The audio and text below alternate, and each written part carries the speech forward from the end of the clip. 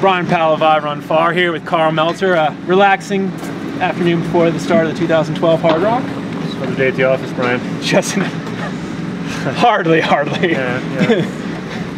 You know, looking forward to this year's race. It's competitive out front. Yeah, I'm one of them. I don't think I'll be all the way out front with those guys, but I'm old and smart, and you know, Hardrock is a big equalizer when it comes to speed. So I think you know, I'll do fine. I'll just do my own thing. Is that your plan? I mean, what is your plan? I mean, what's my plan? No, doing your own thing. What does that mean here at Hardrock? You know, you have a full day to deal with, and then you have a night and possibly a little bit of the next day. How do you spread that effort out? Doing my own thing at Hardrock means not chasing the leaders, or even considering chasing the leaders all day. Because the race doesn't begin until you're basically at Sherman, mile 79, something like that, or 70 or something like that. So I don't even know how far it is. Always. I don't look at splits. I don't look at times. This race for me is all about effort. So if I'm if I'm running in the front, say to the river, it's not a race to the river, but if I'm running in the front to the river, then everybody's going really slow. I don't force myself to go hard early because I know this race, there's so many variables. It doesn't matter how fast you are, anyone can blow here. I've blown 3 times. Hal's blown, finished, but he blew. He'll tell you that, or if you didn't already. So it's, you know, it's a great equalizer. I think there's 10 guys in this race that'll be close.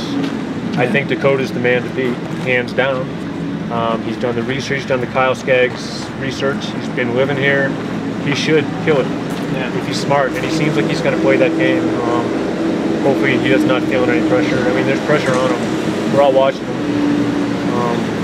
I just do my thing. It's my 10th time starting. So it's, you know, I used to be more fired up. I used to come here to acclimatize. I showed up here last night, you know, less than 24 hours ago, and you know, I brought my fastest time without acclimatizing, so I don't consider it to be that big of a deal. Gotcha. So how do you approach, you know, you ran Rocky Raccoon 14 low earlier this year. This is going to take 24 to 28 hours, you know, roughly a little less than half the time. How do you, like, how big of a difference is that in pacing? I mean, like, are you actually pushing the tempo a lot in a you know, fast 100 as opposed to this? It's back to effort again. Yeah. You know, honestly, it is really about effort. I say it hard, if you're ever sucking wind, you're going too fast. I mean, granted, at 11,000 feet, you're probably sucking wind anyway. But if you're ever breathing hard here, you're going too fast for your ability.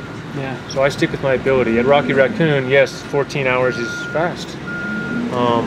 But it's an 8:30 mile, and for me and for any of the guys in front, an 8:30 mile is not that fast. So we're not really breathing hard there. Yeah. So you just kind of hope that effort, you can sustain that effort till the end. You know, when Hal won it this year, he held that effort much better than I did.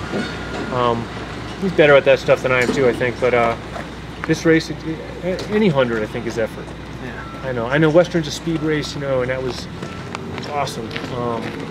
But if Tim Olson would have been running way out of his shoes at mile 30, he might not have run 14:46, you know. So he wasn't running out of his shoes because he's that fit. And it feels okay to him. So everyone here that runs their race, whether it's 24 hours or 48, people have to just stay within their means, and they'll finish. Or you'll be punished harsh. Or they'll get punished. And this is it's a race about finishing. It's not always about time. It is for the guys in the front. I ain't gonna lie to you. But, well, that and there's the lottery changes that just were announced for next year. Yeah, and one of them is even if you're one of those guys that's finished more than 5 times, 2 DNFs and you're out of that pool. So that's what do you think about that? I think it's good. I think it's eventually going to weed out the old boys like myself. This year is when it starts. Yeah. So let's remember that I can DNF twice. Well, not that I'm gonna, but I'm just saying that. I think it's good. I don't think it's a bad thing. They have to revise that all the time because there's always going to be more entrants. There's always going to be that old group of 35 of us or so that'll get an automatic. You know, someday they'll make that go to 10 finishes to be automatic or something like that. That's just a sign of the times. You got to rebalance. Yeah. Yeah, they're going to have to rebalance it, and you got the right guys rebalancing it. I mean, you know, a bunch of nuclear physicists. You got a couple. Yeah. I'm not going to make that algorithm, whatever they call it, thing. They have their stuff together, and I think it's good. Yeah. You know. So obviously you're going to go out there with no pacer, but poles. I'm taking poles. Yeah, poles are self Poles are well, here's the thing. Hardrock is one of the few races in the United States that poles are helpful because it's wide open. The trails are, it's either cross country or kind of wide open where you can use them efficiently. The climbs are long, so over time they help. You know, I'm still carrying it myself. You know, it's one thing if you're, as in European races, they make you carry all this stuff. Some stuff, it's not that bad, but they make you be self-sufficient. I just have always run better self-sufficient. Yeah. I focus more on my own race. Poles, I mean, I've been using them for a month now straight, so you can probably see that I'm pretty big there. But it's been helped me a lot though, because I'm really used to folding them back up and switching them out and drinking my water and my stuff like that with the poles strapped on my hands.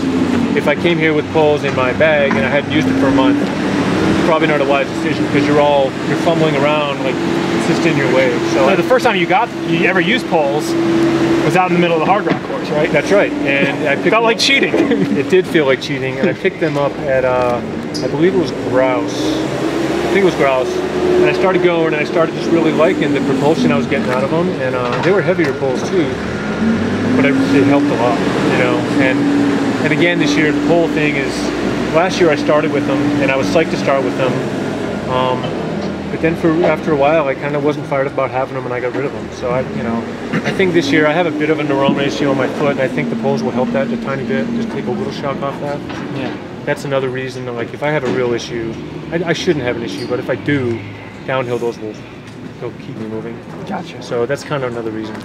So this will be your 10th start here. What keeps bringing you back to Hardrock? I mean, you won here. You walk around. Yeah. You know, I mean, seriously, this course is better than any other course. There is no course like it. UTMB is not like this. It is beautiful, but it's not this. So this has always been my baby. Started in 1999, my first time, and it's hard to resist not coming here. Yeah. It's like, if I could come back every other year, maybe it would be perfect for the rest, you know, until I am the next Hans Dieter. So that would be cool. So yeah. We'll see. Great course, that's all. So we've got a big race tomorrow, but end of the month there's also another big race, the Speed Goat 50K. Yeah, we got Speed Goat 50K coming July 28th, so when I finish this, I'll be hobbling around that course trying to mark that. And you've got stepped up the game quite a bit this year. We've got a pretty good field. It's a Skyliner Series race now, so we got a few Europeans, a couple of those fast Europeans, Killian Laure Blanchette and Philip Ryder, Max King, Ricky Gates, Jason Loud, Gary Robbins, help me out, Anton Krupicka, Anna Frost, Nikki Kimball, Dylan Bowman, Joe Grant. Yeah. The list continues, and there's some local guys that are fast, you know. Ben Lewis is really fast. It's going to be a great race. We got prize money, got $12,000 prize money.